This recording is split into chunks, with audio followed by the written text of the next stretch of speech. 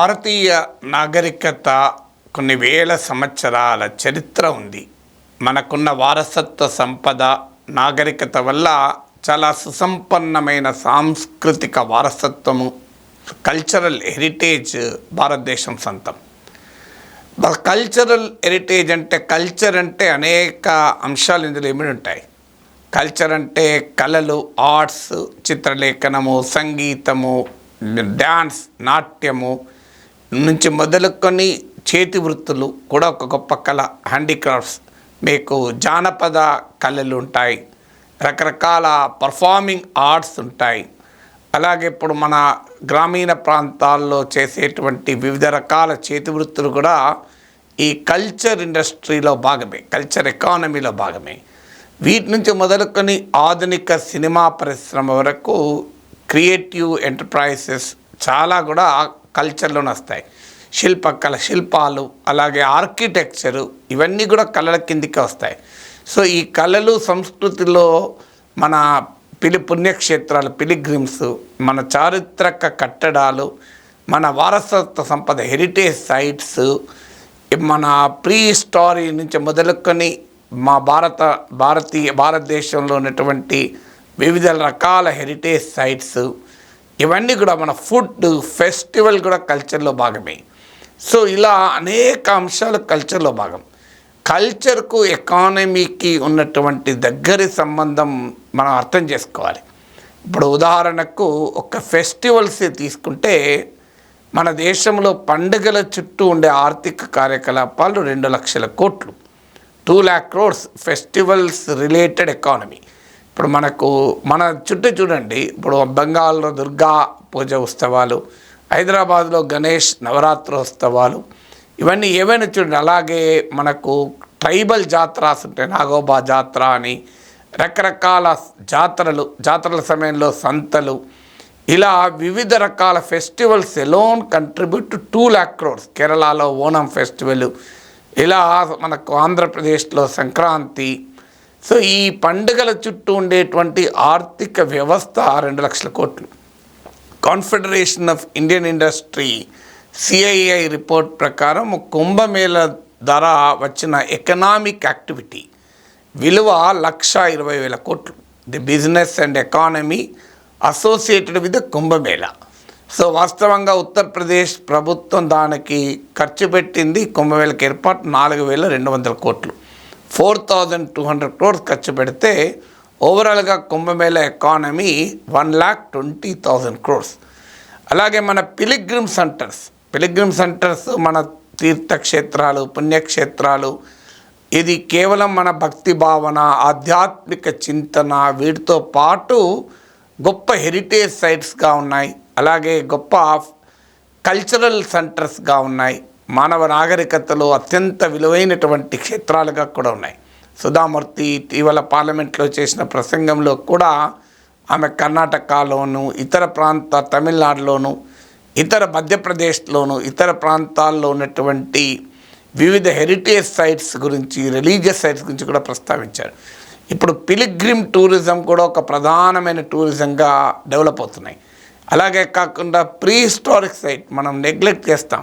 ఇప్పుడు హైదరాబాద్లో ఉన్న పురాతన కట్టడాలు అసలు మనం కంప్లీట్ ఇగ్నోర్ చేస్తాం. నేను రోజు హిందూ పేపర్లో చదివాను, నిజామాబాద్ జిల్లా బోధన్లో కన్నడ ఆదికవి పంప సమాధి ఉంది. ఆ సమాధి పైన బట్టలు ఉతుక్కుంటున్నారు. ఇప్పుడు ఎలా ఉందో నాకు తెలియదు, కానీ కొన్ని ఏళ్ల క్రితం చదివాను. నిజామాబాద్ జిల్లా బోధన్లో అతని సమాధి ఉందని పంప. ఇప్పుడు మనకు తెలుగు వారికి నన్నయ్య ఎట్లనో కన్నడ వాళ్ళకు ఆదికవి పంప. సో అతను సమాధి ఒక నార్మల్ ప్లేస్ లాగా మారిపోయి అది ఒక రాయిలాగా భావించి అక్కడ జనం అన్ని రకాల పనులు చేసుకుంటున్నారు. సో ఈ స్థాయిలో నిజంగానే దాన్ని ఒక టూరిస్ట్ ప్లేస్గా చూస్తే చాలామంది కర్ణాటక నుంచి వచ్చిన వాళ్ళు వెళ్ళే అవకాశం ఉంటుంది. అలాగే మన నాగార్జున కొండ ఉంది, బుద్ధిస్ట్ సైట్. అలాగే మీకు అమరావతి, ఇప్పుడు రాజధానిగా ఆంధ్రప్రదేశ్కు అమరావతి ఎంపిక చేయడంలో కూడా కీలకమైంది దానికి కూడా కల్చరల్ అండ్ హిస్టారికల్ సిగ్నిఫికెన్సే.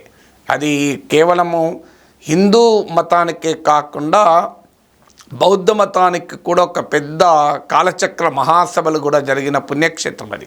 శాతవాహనులకు రాజధానిగా ఉన్నటువంటి ఒక చారిత్రక వారసత్వం అమరావతి. సో ఇలా కల్చర్ ఎకానమీలో ఉండేటువంటి అనేక రకాల ఆది మానవుడు నడయాడినటువంటి ప్రాంతాలు కూడా ఉన్నాయి. సో వీటన్నిటిని మనం కంప్లీట్గా ఇగ్నోర్ చేస్తాం. ఆ రాళ్లను పనికిమాల రాళ్ళుగా భావిస్తాం. చాలా జిల్లాల్లో పడి ఉంటాయి, అక్కడ ఎవరు పట్టించుకోరు. ఆది మానవుడు నివసించిన గుహలు, ఆది మానవుడు చెక్కిన అంశాలు, అంటే వీటిపైన అవేర్నెస్ ఉండదు. లోకల్ పీపుల్కి అవేర్నెస్ ఉండదు, బయట ప్రపంచానికి కూడా అవేర్నెస్ ఉండదు.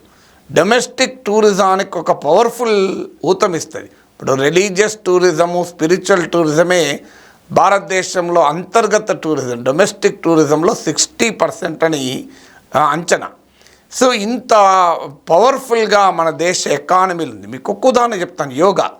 యోగా మనందరికీ తెలుసు. భారతదేశంలో వేల సంవత్సరాలుగా మన నాగరికత ప్రపంచానికి భారతీయుడు ఇచ్చినటువంటి ఒక గొప్ప విలువైన బహుమతి యోగా. మీరు యోగా, సూర్య నమస్కారాలు రోజు ఉదయాన్నే చేయండి. నేను ఖచ్చితంగా చెప్పగలుగుతాను, మీ షుగర్ లెవెల్స్ కంట్రోల్లో ఉంటాయి, మీ కొలెస్ట్రాల్ లెవెల్స్ కంట్రోల్లో ఉంటాయి, మీ బాడీ పారామీటర్, మీ బ్లడ్ ప్రెషర్ కంట్రోల్లో ఉంటుంది, మీ హార్మోనల్ డెఫిషియన్సీస్ ఉండవు, సర్వరోగ నివారణ. మీరు గూగుల్లో జస్ట్ టైప్ చేయండి హెల్త్ బెనిఫిట్స్ ఆఫ్ సూర్య నమస్కారాన్ని. మానసిక ఉల్లాసం నుంచి మొదలుకొని జీవిత కాలాన్ని పెంచడం వరకు అన్ని రకాల బెనిఫిట్స్ ఉంటాయి. నేను రోజు 40 నిమిషాలు యోగా, సూర్య నమస్కారాలు, ముఖ్యంగా సూర్య నమస్కారాలు చేయకుండా ఉండడం కనుక అనుభవంతో చెప్తున్నాను. కానీ మనం ఎవరమైనా ఊహించామా యోగా చుట్టూ కూడా ఇంత పెద్ద ఎకానమీ ఉంటుందని? ఇవాళ అమెరికాలోనైతే యోగా ఒక తాజా నివేదికల మింట్ పత్రిక, హిందుస్థాన్ టైమ్స్ యొక్క బిజినెస్ డైలీ వాళ్ళు అంచనా వేశారు.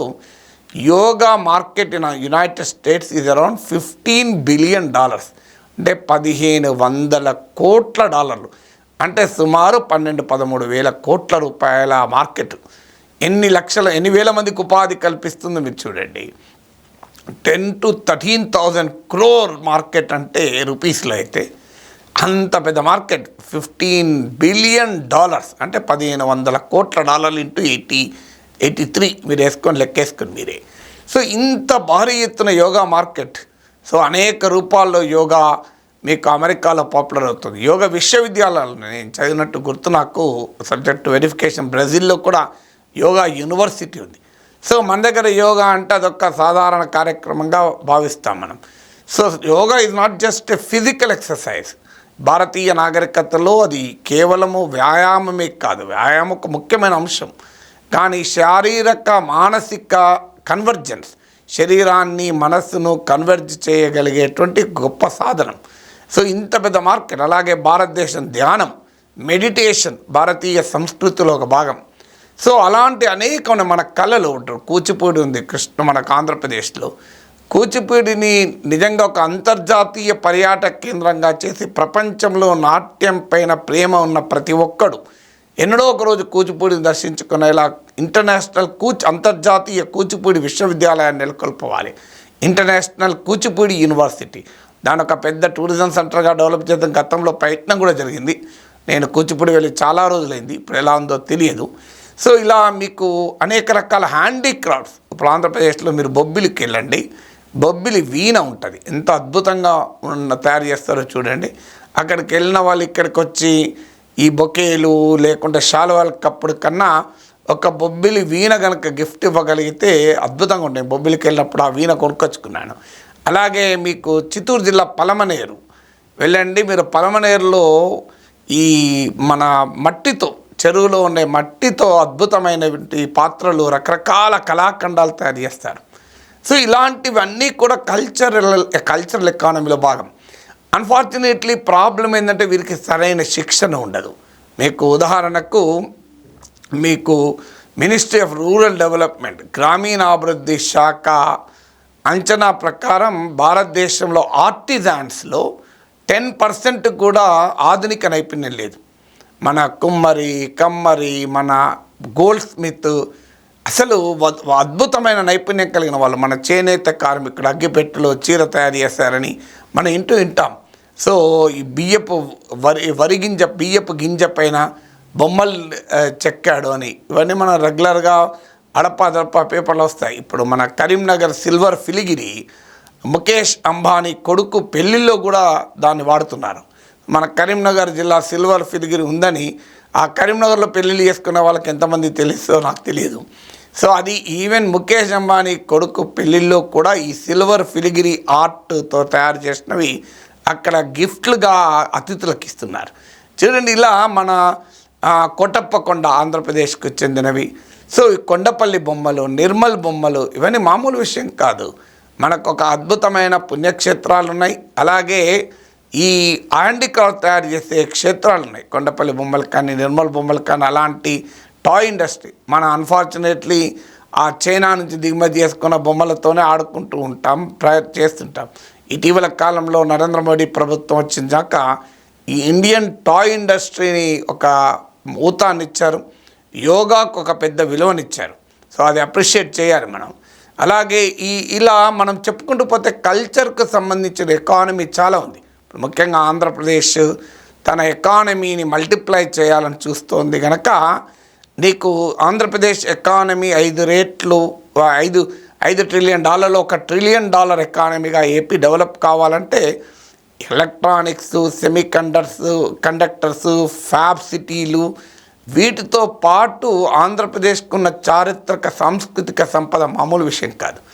ఆ చారిత్రక సాంస్కృతిక సంపదను, అద్భుతమైన ప్రకృతి వనరులను కనుక ఉపయోగించుకోగలిగితే cultural tourism, natural tourism, cultural economy ఒక్కొక్క రోడ్ మ్యాప్ క్రియేట్ చేయగలిగితే, అంటే కల్చరల్ ఎకనామిక్ గవర్నెన్స్ అంటారు దీన్ని, ఓ కల్చరల్ ఎకానమిక్ మోడల్ని కనుక క్రియేట్ చేయగలిగితే ఇలా అద్భుతాలు చేయొచ్చు. అందులో ఈ డిజిటల్ టెక్నాలజీస్ వచ్చాక మార్కెట్ అనేది గ్లోబలైజ్ అయిపోయింది. ఇదివరలాగా లేదు. నువ్వు ఎక్కడో ప్రాపర్ మార్కెటింగ్ కనుక, ప్రాపర్ ప్రమోషన్ కనుక సోషల్ మీడియాను, డిజిటల్ మీడియాను ఉపయోగించి చేసుకోగలిగితే ఇక్కడ కూర్చొని అమెరికా వాళ్ళకు కూడా ఆర్డర్ ఇవ్వచ్చు. నేను చూశాను, హైదరాబాద్ మన ఆంధ్రప్రదేశ్కి చెందినటువంటి ఒక ముసలావిడ, ఆమె వాటర్ మెలన్లో చికెన్ తయారు చేస్తుంది. ఆమెకున్న ఒక పాకిస్తాన్ ఫ్యాను ఆమెకు ఒక శారీని గిఫ్ట్ పంపించాడు. సో అంత బాగా ఉంటుంది అక్కడ కల్చర్ ఎకానమీని.